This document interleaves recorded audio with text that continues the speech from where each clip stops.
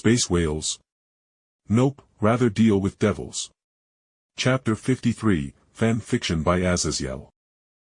Running a Black Friday sale for the next week, November 26th, 25 to December 3rd, 25, with a 40% off first month and yearly subscriptions to my Patreon with this code 3B10. Running a Black Friday sale for the next week with a 40% off first month and yearly subscriptions to my Patreon with this code 3B10.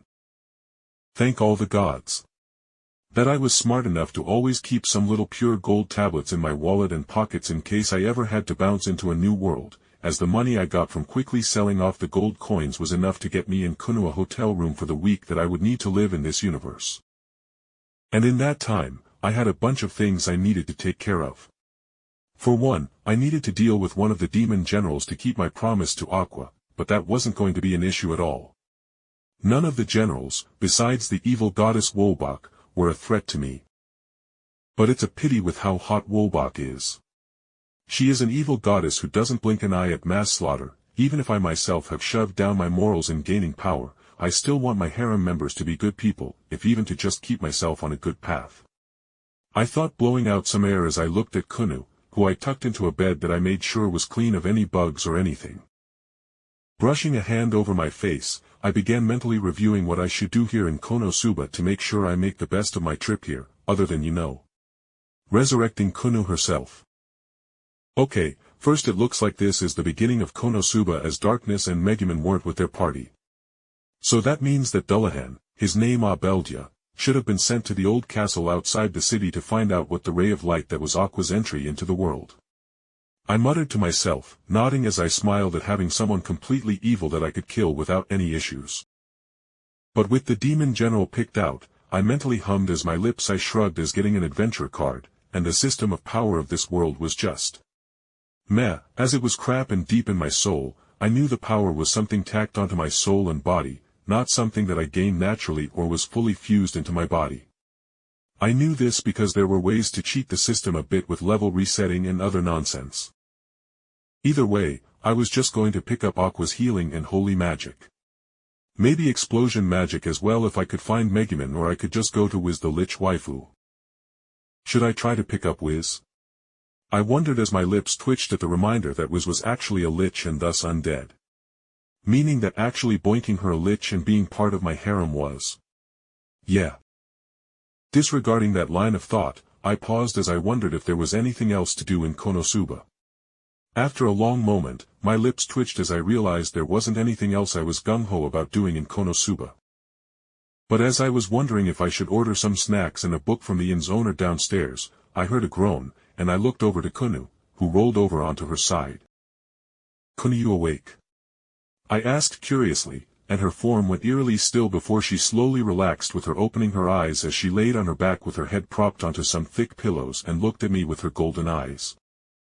For a long moment, she looked at me before she blinked and said with some confusion, You were the one who was supposed to watch after me for a couple of weeks, right?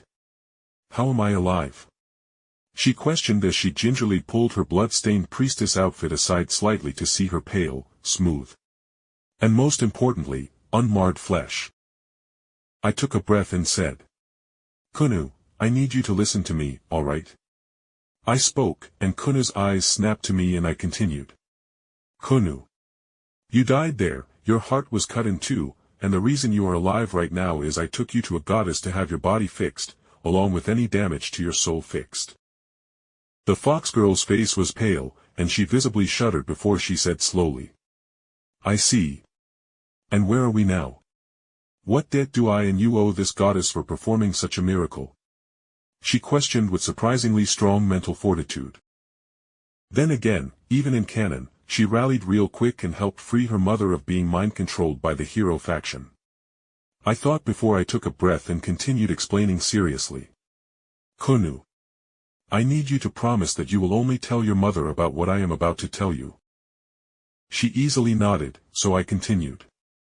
"I brought the two of us to another world past the dimensional gap, and that is how I reached this goddess. So although there is a debt to be paid for this service, I can take care of the task that she needs.